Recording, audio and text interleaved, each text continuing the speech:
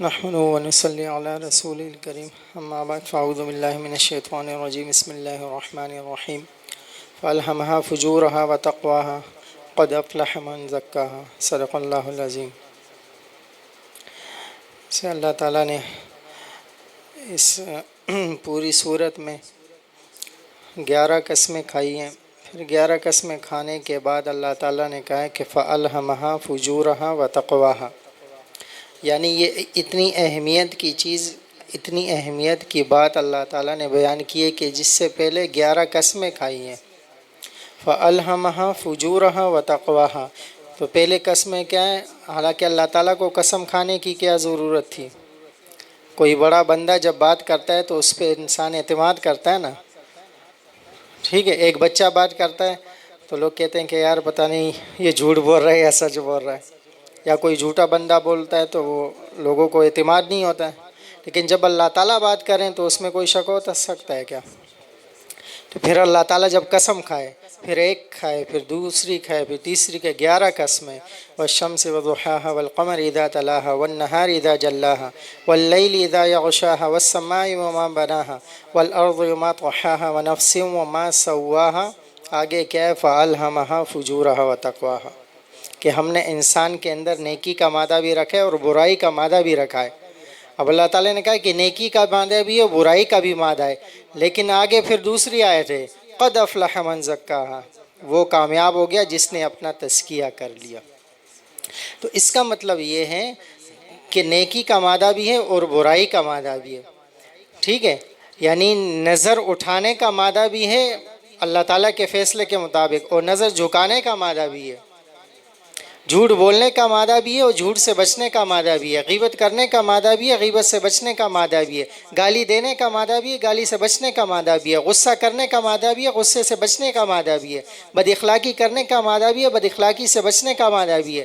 تو یہ سارے جتنے گناہ ہیں وہ مادہ بھی انسان کے اندر ہے، کیونکہ انسان تو کہتے ہی اس کو ہے نا کہ جس کے اندر یہ دونوں چیزیں ہوں گی، دبانے کا بھی ہوگا اور ابھرنے کا بھی ہوگا۔ یہ جو خانقاہوں میں جو ہوتا ہے تو بعض لوگ کہتے ہیں کہ یہ جو مثال کے طور پر شہوت ہوتی ہے یا بد نظری، بعض لوگ کہتے ہیں، سالکین کہتے ہیں کہ ہمارے دل کر رہا ہے، بہت دل کر رہا ہے، تو بھائی دل تو کرے گا نا، ہاں مخنث کا تو دل نہیں کرتا، تو مخنث جو ہوتے ہیں وہ اللہ والا نہیں بن سکتا ہے، اللہ والا مرد بنتا ہے جس کے اندر یہ مادے ہوں گے، پھر وہ اس کو دبائے گا۔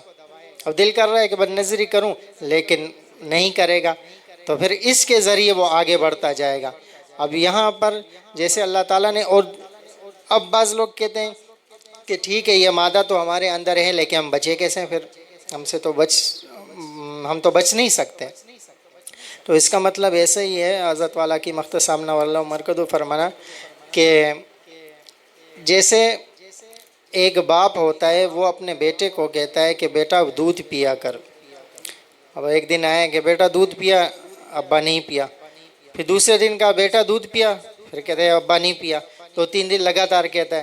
تو ایک دن بیٹا کہتا ہے کہ چلے میں ذرا فریج کھول کے دیکھوں، ابا بار بار کہتا ہے کہ دودھ پیو دودھ پیو۔ اب فریج کا دروازہ کھولا تو دودھ ہی نہیں ہے اس میں۔ تو حضرت نے عجیب مثال دی ماشاءاللہ، حضرت فرمایا کہ وہ باپ ظالم نہیں ہے جو بیٹے کو صرف یہ کہتا ہے کہ دودھ پیو اور دودھ کا انتظام نہیں کرے، ہاں؟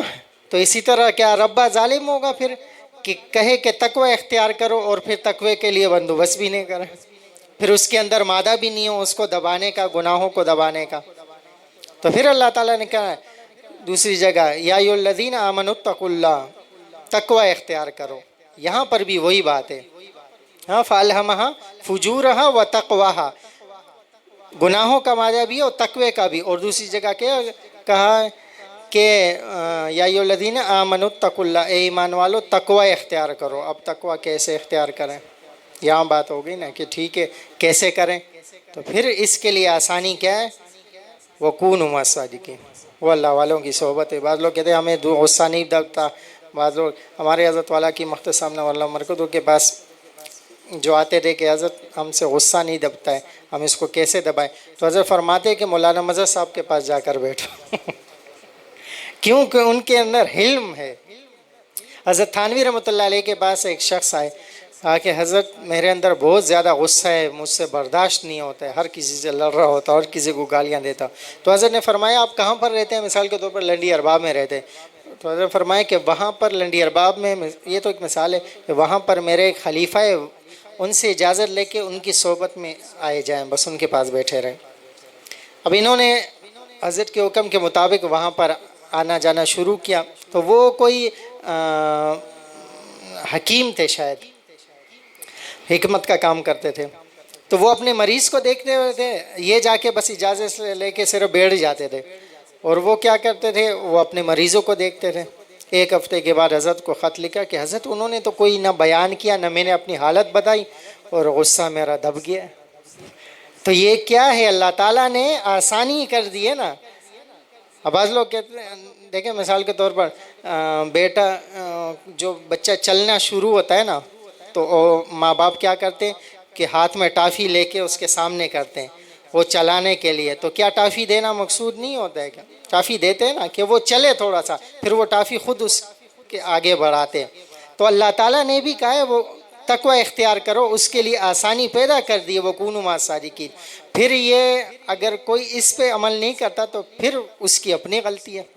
تو وَكُونُوا مَعَ الصَّادِقِينَ پہ جو بندہ عمل کرتے ہے تو سارا رستہ آسان ہو جاتا ہے. پھر یہ ساری چیزیں جو اللہ تعالیٰ نے کہا تو ساری آسان ہو جاتی ہے. اللہ تعالیٰ عمل کی توفیق عطا فرمائے. الحمدللہ رب العالمین والصلاة والسلام علیہ وسلم. یا اول الاولین یا آخر الاخرین یا ذی القوة المتین یا رحم المساکین یا ارحم الراحمین یا ارحم الراحمین یا ارحم الراحمین. الیک ربی فحببنی الیک ربی فحببنی الیک ربی فحببنی. اللهم اغفر لي وللمؤمنين والمؤمنات والمسلمين والمسلمات. صلی اللہ تعالی علی خیر خلقہ سیدنا محمد وعلی آلہ واصحابہ اجمعین. آمین برحمتک یا رب.